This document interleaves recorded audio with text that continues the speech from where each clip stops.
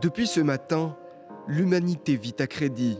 Nous avons d'ores et déjà consommé l'ensemble des ressources que la Terre parvient à générer en une année. Autrement dit, pour les 151 jours restants en 2023, l'humanité vit en déficit écologique.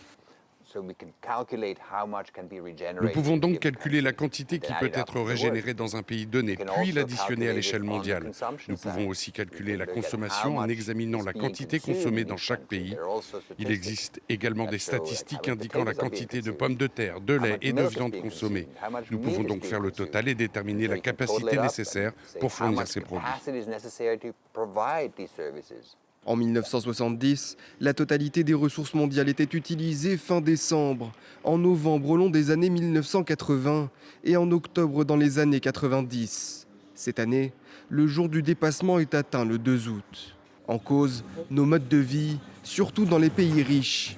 Les émissions de gaz à effet de serre issues du pétrole et du charbon pèsent lourd dans la balance. Les océans que la surpêche détruit et les forêts sont incapables de les absorber, d'autant que la forêt amazonienne a été dépecée sous le mandat de Jair Bolsonaro. Si la tendance s'est stabilisée depuis 5 ans, elle est encore loin de s'inverser. Pour atteindre l'objectif fixé par le GIEC de réduire les émissions de gaz à effet de serre de 43% d'ici 2030, il faudrait déplacer le jour du dépassement de la Terre de 19 jours par an pendant les 7 prochaines années.